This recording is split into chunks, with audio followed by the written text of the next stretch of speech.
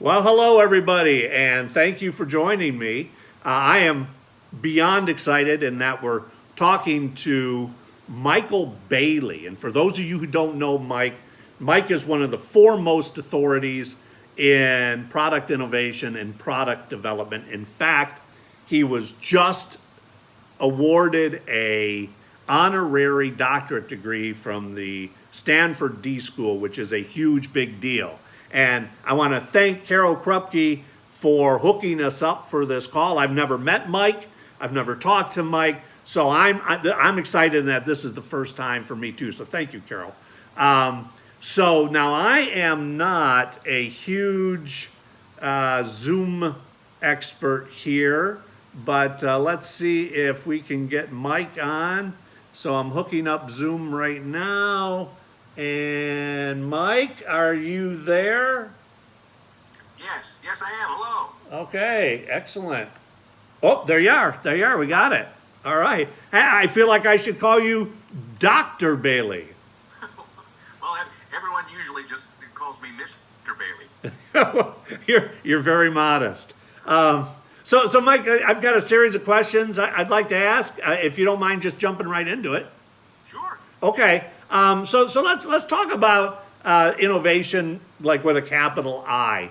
Once upon a time, you went to school as a designer, an industrial designer, a graphic designer, or an engineer in electrical engineering or mechanical engineering or project management. Now, you can get a degree, a whole series of degrees in innovation methodologies. Now, I assume you've been involved in writing some of those curriculum. Where is that going, Mike? Well, we were always all about innovation. At least I feel that we were. We used to use our daily morning meetings to troubleshoot institutional problems and come up with some novel solutions. In fact, our group was the first group to come up with the hugs and bubbles method of transitioning. And it was really helpful in terms of our transition time and just the orderly nature of it. Are you familiar with that at all? That's Hugs and Bubbles. Is that an acronym? No, it's literally you hug yourself like this, and you make a bubble with your mouth, like that. And we found that. And you do that. You do that with engineers and marketing people. Well, I suppose it could work with anybody, but it managed to make sure that everyone took care of themselves, kept to themselves, and didn't disturb others. We were also the first to spearhead the Tuck It or Tie It campaign, and that just totally decreased safety problems at our institution. That's Tuck It or Tie It. Yeah, we found that we had a lot of difficulty with loose laces, and this way you either would learn to tie it, which was sometimes difficult, or tuck it into your shoes, and we found that it kept people from falling down. I tell you, engineers, they are so smart in some ways and so clueless in other ways. Go figure. I suppose. Yeah. So, Mike, we are experiencing the 50th anniversary of the Apollo missions. That was a huge influence in my early development. What do you think the lasting legacy of the Apollo missions is going to be? I absolutely know what you mean.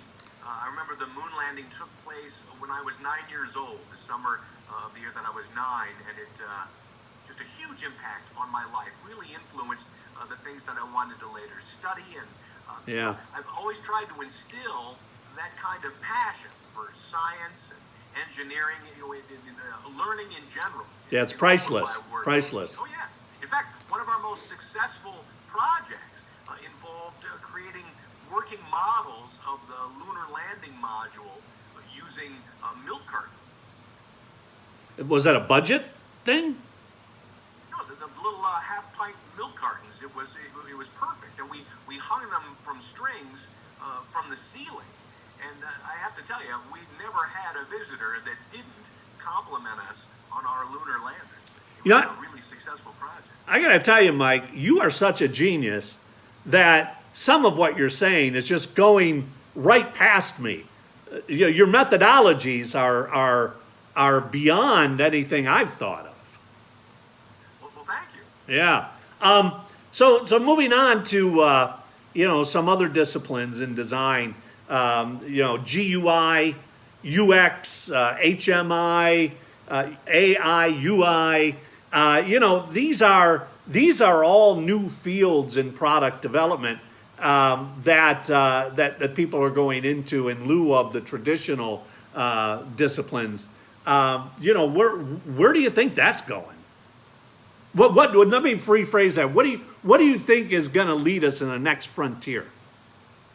Well, obviously, in my work, we've always been pretty seriously involved with the entire alphabet.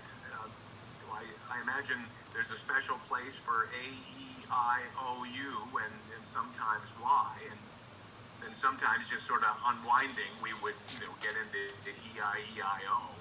If that makes any sense. Let me just real quick, Mike. You're Michael Bailey from Phoenix, right? Yes, Michael Bailey, Mr. Michael Bailey, Phoenix, Arizona. Okay, good. Okay.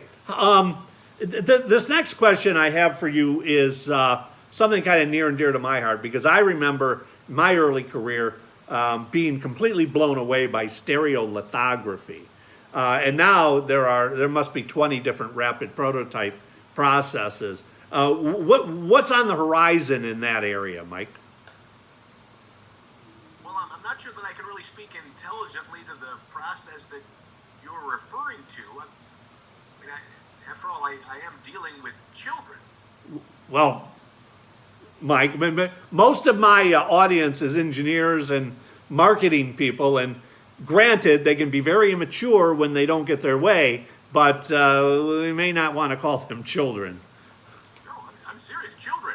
Well, no, I know, Mike, but they get a little upset when you call. They get upset when you call them that. Okay. Well, I'm not sure about processes for prototyping. Is that what you were referring to? Well, rapid prototyping, yeah. Yeah, well, it is my hope that whatever the future brings, that it doesn't involve glitter. Because, man, that stuff just gets everywhere. So you're Mike Bailey from Phoenix. You just got a doctorate degree from the University of Stanford D School. You hold 300 patents, right? I've got the right person. I'm Mr. Michael Bailey. I'm a retired third grade elementary school teacher here in Phoenix, Arizona. Oh. Well, this is awkward. I was hoping that you were going to be somebody interesting.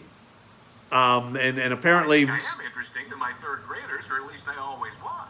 Yeah, sure. I'm sure you were. So anyway, I guess... I think I know what's happened here. Yeah.